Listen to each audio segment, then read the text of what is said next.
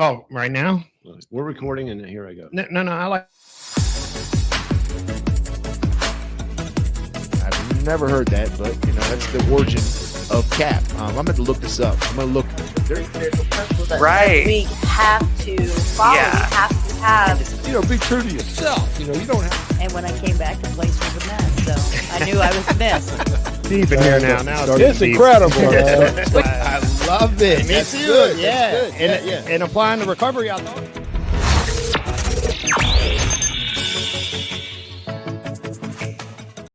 What's up, everybody out there on planet Earth? We're back again from Recovery Central, 2300 Dumbarton Road, Richmond, Virginia, McShin Foundation. We're back again today for a Miracle Monday, even though I think it's like a Wednesday, but that doesn't matter. By the time you see it, it'll be a Monday, and it'll still be a miracle. I'm joined here today by a very special guest, Scott. He did a lot of good things here, man, and still is doing a lot of good things here. Actually, I seen Scott when he first came in. Boy, I was like, this is going to be a tough case. But anyway, Scott made a bounce back. He got through the fog. And, hey, in my opinion, that's a miracle, man. Introduce yourself, Scott. Tell us a little bit about where you're from and how you got to us, how you started hitting the bottle, all the good stuff. All right. I'm Scott Moeller. I came to McShin back in February this year, early February. I had a little bit of clean time last year, but I wasn't working any kind of recovery program, and so when I hit some trouble early on in the year, I went back out, and it was about 3 weeks there, just like hitting it hard. I eventually got a hotel room. I'm in there by myself, getting drunk, getting blinds closed, and they're miserable, not answering my calls. And after about 3 weeks there, I told myself, I better do something about this. So I called the McShin Foundation. I'd been here 2 years before, and I had enough money that I could go to like a fancy rehab or whatever. Really? Like the Betty Ford Clinic? Yeah, Nice. something fancy. But one of those spas. Yeah, I'd been here 2 years ago. Get a massage with your recovery. Right? Yeah. Yeah, let's walk it back a little bit to that. As a matter of fact, so the first time that you came here, which would have been 2 years ago, and first of all, what is your drug of choice? Alcohol and weed mostly. Alcohol and weed. Mm-hmm. Average high school Friday night. Yeah, they call it weed no doubt about it. Yeah, yeah. So how long had you been using, Scott? Alcohol and weed.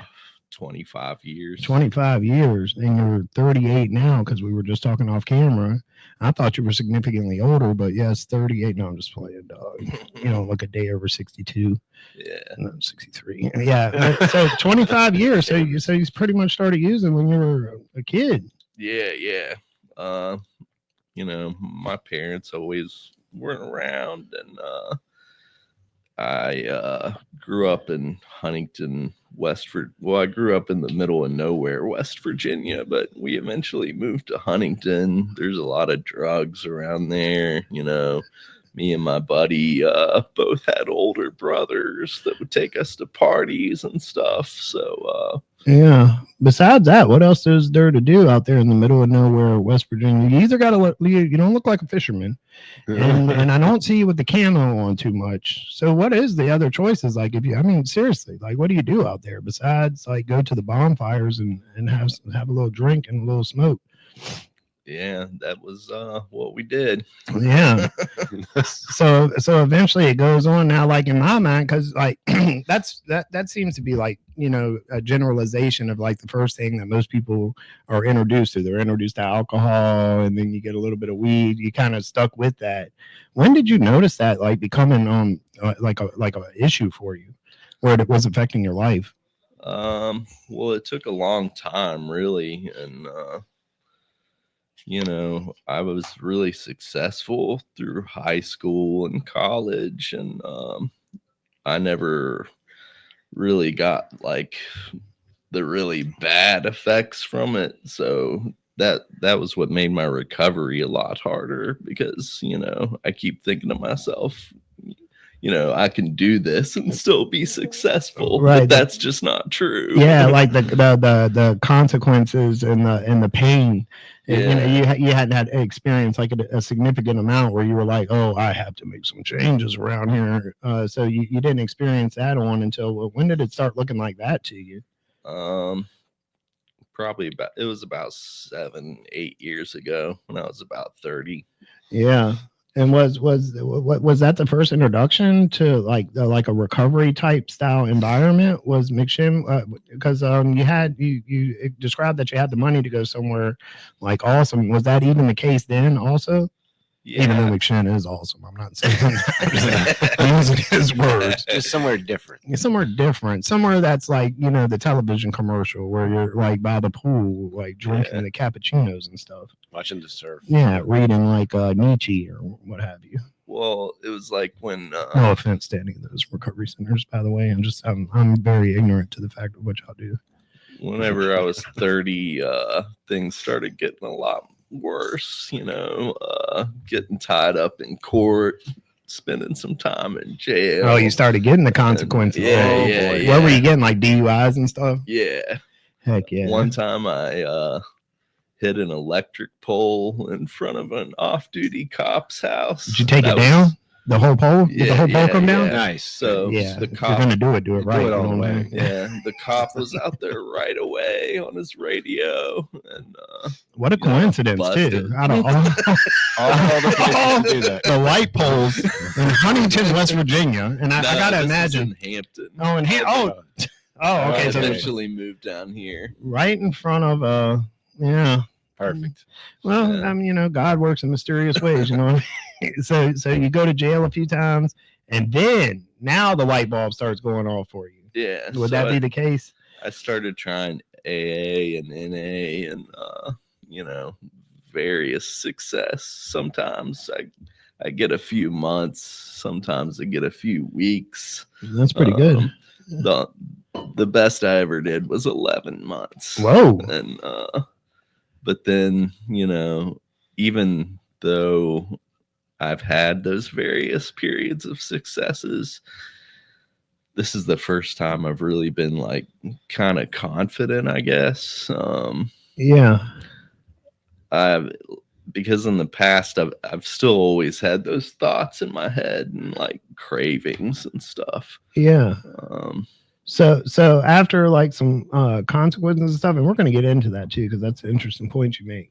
So after you get like a couple of DUIs, you like are looking for some recovery. How'd you hear about McShin like the first go around? Actually, it was my friend up in West Virginia that turned me on to you guys. You guys go up there and do a training with them in Huntington. Yeah, PRS training. Yeah. Yep. And he was a part of that. Oh man, it's interesting how things work out sometimes. Man. I know, because we were both using buddies growing up. Yeah. Dude, you sounded like a total like a 70s radio disco jockey just now. You know what I mean? You're like, yeah, man, a buddy of mine was up there. Johnny Fever. Just turning on you guys. Hey, shout out to the buddy in Huntington. You know what I mean? Yeah. He's a good dude. So you came on down the first time and you went through, like, what'd you come and stay in sober living, or did you go through the intensive program, or what'd you do that first go around? Yeah, I went through intensive. You went through intensive? Yeah. And, the reason I came back here was because the community and some of the other stuff you guys do, it's a lot more involved than just going to a rehab where, you stay there for a month and then they kick you out like, you're cured. Yeah. So Go. yeah. So the first go around, so you go through sober living, and then you were like, what were you working then? Like some kind of pathway, AA, Narcotics Anonymous? Yeah. I was mostly going to NA meetings. This place actually turned me on to the idea of multiple pathways because,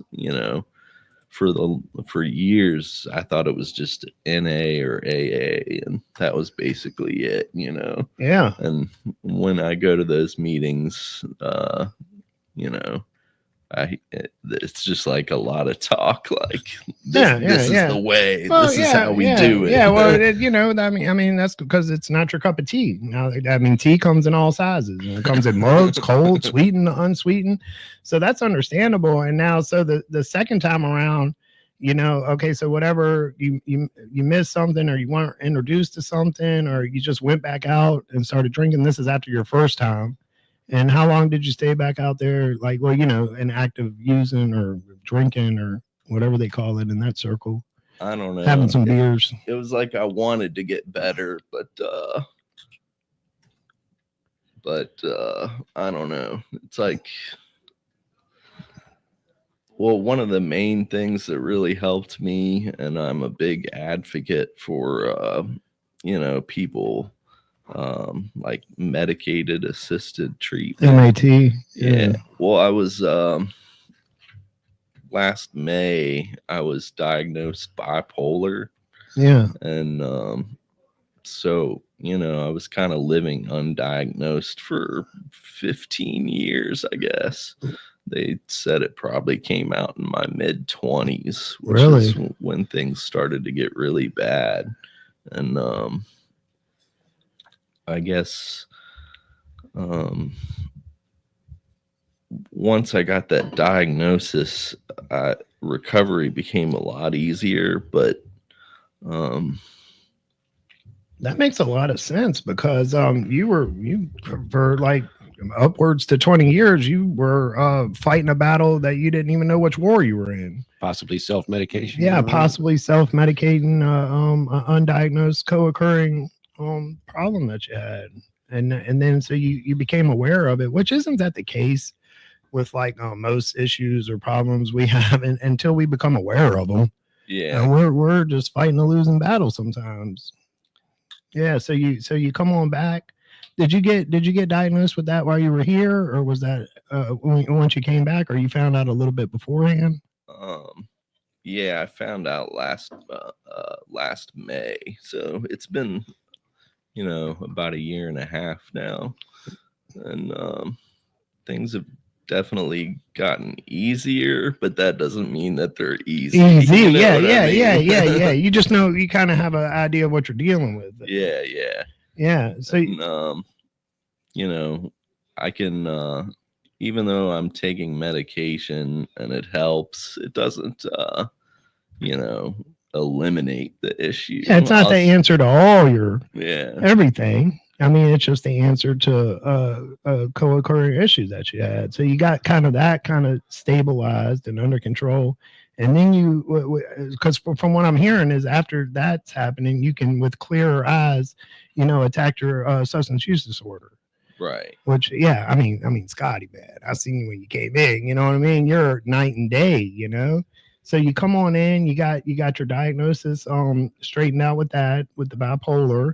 And then, you came through intensive this time around. Describe that again, the second time around, just going through intensive, because you were kind of like the model, it just seemed like you were soaking the information up, man. Or were you just kind of like, just healing from your last go out? I mean, it was definitely a little bit of both, but, I came to McShin to get help, and, I wasn't gonna half-ass it, you know what I mean? Yeah. I was ready to do it, and I've kept that attitude since February, and it's served me really well. Yeah, I would agree with that, just as an outside looking in. So you came on through, and you did the sober living situation, and you kind of started could talk about the pathway that you caught on, because you alluded to it a little bit earlier. You were like, that's what I love about McShin, all pathways to recovery. And it seems like you kind of caught on to a particular pathway. Tell us what that is and explain it to us a little bit if you want to. Yeah, I've been using Recovery Dharma. It's a Buddhist inspired pathway, and I've become really involved in the Sunday and Thursday meetings in Richmond. I'm the secretary of literature for all the meetings. I chair a lot of meetings. I know your involvement is like greatly appreciated because I remember kind of hearing, like I think we were talking one day and just the mentorship and that trying to get that stronger Dharma presence in our little particular area. You become like a key player or they're very involved in it, I should say. Yeah, I mentor a couple guys, and I've had some of the older timers, kind of impressed, like, man, it's nice to have someone like step up and start doing some of this stuff. Yeah, man. And throw us a hand. Give us a bone over here. This meditation is exhausting. Help us out, Scotty. Carrying the message. It's heavy. Carry that message. It's heavy. Heavy burden to bear, man. Also, man, like you did the PRS training while you were here, and you went on to and came on board and interned for us. Talk about a little bit of that experience. Yeah, he interned with us here. Yeah, what'd you learn? What happened? What friends did you make? I know you were in the office with me a little bit, so I know you learned like an extraordinary amount. Well, during that time. Yeah. Soaking in the wisdom. Soak that wisdom in. Yeah. Well, I said I've been in and out of recovery for 7 years, and during that time, I've had a lot of people like come up to me when I share it at meetings and say, I really appreciate what you said. And it's like some people see things in me that I can't see in myself. That's one of the things I'm still trying to learn in my recovery is like how to love myself and like feel confident in myself. Yeah, and that you actually like add some value to other people. Like having some kind of pride in things that I do, because I'll still be bad about that, like putting myself down. Yeah. I think we all do that in varying degrees, each person. Yeah. I think that's just part of the human condition in a lot of ways. Yeah. And plus the like a byproduct of what we suffer from substance abuse disorder. It's always like some low self-worth, low self-esteem that we work through. I'd agree with that statement, Scotty. Yeah. So, after so many years of hearing people like tell me that I'm helping them and that kind of stuff, it was like, man, McShin offers this training, and it was like maybe I'd be kind of good at that. Yeah. And even if I'm not, it's worth doing the training and just seeing it. Yeah. Giving it a shot. Yeah. So then you came on board and you interned. Yeah, and it was great. I learned a lot of people from a lot of different areas in McShin, and started facilitating groups, doing one-on-one recovery coaching. I recently I passed my exam. I'm certified now. I recently got registered with the state, and Heck yeah. I'm looking to find some work in this field. I got some additional training, and I'm looking to get more, just. Yeah, you eat them trainings up. Every time we speak, you're talking about the register and this. And now I can't confirm or verify this in any way because I don't have the numbers in front of me. But it's been told to me that you could have probably had one of the highest scores on the CPRS test. I've heard rumors. I've heard rumors through the PRS grapevine. Yeah, I know. Can you confirm or deny this thing? All I can say is the lady at the testing center said this is the highest score I've ever seen. Yeah. Somehow above perfect. Yeah, he almost. Yeah. What's more perfect than perfect? How did you get extra points? Yeah, man. Well, it was funny because for like 2 weeks I was so nervous and stressed out about taking that test, and then I didn't even study a whole lot. Oh, here we go. I put in a couple hours. He told us he had the pride. Yeah, it was like, man, this is gonna be tough. And the first question was the hardest one that I saw on the test, and I was like,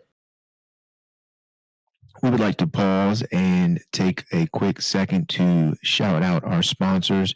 We wouldn't be here without our sponsors, so we're very grateful for those that have sponsored the podcast. The McShin Foundation's Getting the Herb podcast would not be here without our sponsors, our beautiful sponsors. So first, we'd like to say thank you to Avenues Treatment Center. If you are looking for treatment, they have mental health and substance use, primarily substance use disorders, but they will help with mental health as well. They do have detox. Give them a call, 804-638-7329, and you can ask for Kelly Eason. Reach out to Avenues Treatment Center. And up next is New Growth Behavior Health. New Growth Behavior Health is located here in Richmond, Virginia. They are a local treatment center. Please give them a call, 804-250-6028. We would not be here without our sponsors. They help with substance use disorders. Please give them a call at 804-250-6028. That's New Growth Behavior Health. Thank you, New Growth Behavior Health. And if you're looking for any services, give them a call. They do take insurance. And we also would like to give a special thanks to our sponsor, Align Community and Treatment Services. They are another local treatment services for substance use disorder here in the Richmond, Virginia. Please give them a call if you're looking for some services. There's a wide variety of options here in the Richmond area. So you're very, very fortunate if you are suffering from substance use disorder. So give Align Community and Treatment Services a call. They also take insurance, 804-214-6460. So if you're looking for any help, any services to help with addiction, to help with mental health, give our sponsors a call. All of them work hand in hand with helping individuals with substance use disorder and individuals with mental health disorders. Once again, that's Avenues Treatment Center, 804-638-7329. New Growth Behavior Health, 804-250-6028. And Align Community and Treatment Services, 804-214-6460. We're going to thank you to our sponsors out there. And now back to our program. Is the whole exam gonna be like this question? They kind of try to psych you out with that first one. Intimidate you. Intimidate you, yeah. Then as I was going along, I was like, oh, well, this ain't so bad. Let me ask you a question, because there's a lot of discussion around the coffee or the water cooler or whatever you would describe that as, and there's a little bit of competition that's involved with this too. Like, how many minutes would you say it took you to burn through that test? A little under an hour. Oh, it took that long. Yeah. I took my time. Somebody around here said they did it in 12 minutes. Do you find that feasible? I mean, could somebody not be working an honest program? Very possibly. Give me some insight on this. I mean, I don't know. It's not my style to go that fast, but I guess it could be done. Yeah. Okay, so they're lying. I get it. All right. All right, Scotty, man. Dang, bro.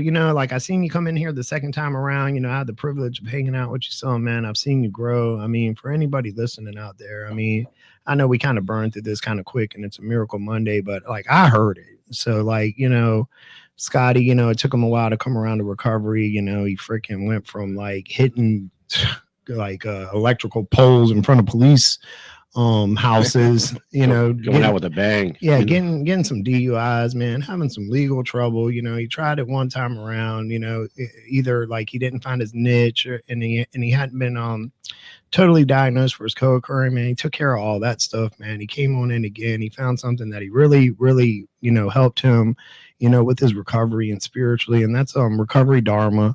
And I know, that's gaining more popularity now. And it's not just Narcotics Anonymous or Alcoholics Anonymous or Dharma. You got SMART. There's just so many of them. If you go online and look for recovery pathways, I think there's 192. There's something out there for everybody. You don't have to go on your own, suffering in silence from substance abuse disorder. You just don't even, you don't have to do that anymore, man. There's the McShin Foundation that can get you connected with all kinds of pathways and resources. And, Scott, said he's a firm believer in MAT and harm reduction. And, I am too, man.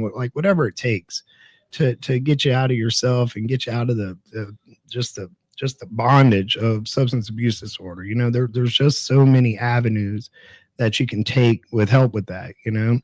And you know, Scotty comes back and he finds the one for him. And he comes through and he interns, man. I seen this, man. He, you know, he killed the game. He was cool. He was in my office a lot, or the office I used to work in. And I always enjoyed it. You know, very positive dude, man. And he's gone on to like just crush the CPRS and he get registered. And I'm sure Scott's going to find a job in this field. I mean, he's hit all his gold markers since he's been there. And I just wish y'all could see Scott when he first came. You know what I mean? He was like really, I mean, if you could see what I saw, then you would know like there's definitely a Miracle Monday sitting in front of us, man. Scotty, do you got any, you know, just like anybody that, you know, any words of like that wisdom that you gained through all these pathways and stuff for anybody that's out there, man, still sick and suffering, or, you know, we got a large, you know, judicially involved population that are still, you know, watching us on the tablet, sitting on the end of the bunk, maybe thinking, you know, like, is this possible for me?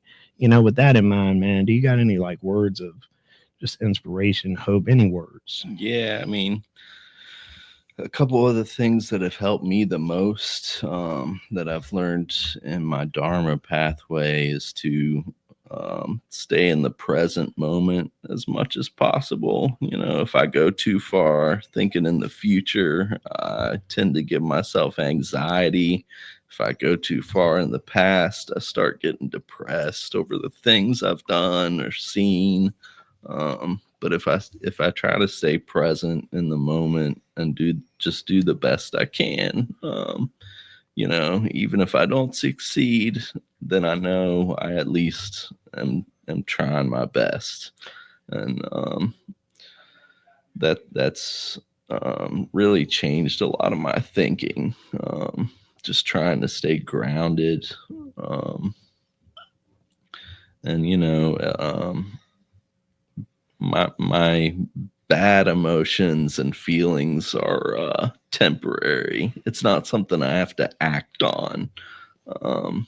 You know, if I'm feeling a certain kind of way or having like a craving, I don't have to act on that. I can just, you know, kind of be with the emotion, and I don't have to go use. And because I've been down that path so many times, it never ends up in a good place. Never ends up good, does it? Man, that was some strong words, man. Strong word. I couldn't have said it better, man. You know, we can't control the thoughts that pop in our head, and sometimes we can't control how we feel, but we can definitely control our actions if we just sit on it and play that tape out to what Scotty said never works out, man. Sometimes that's the answer right there, just sitting on it and staying in the present, man. I couldn't have said it better myself. Well, thank you for joining us today, Scott, and thank you to all our viewers. We love you, and peace. Appreciate it. Put the peace sign up, Scott.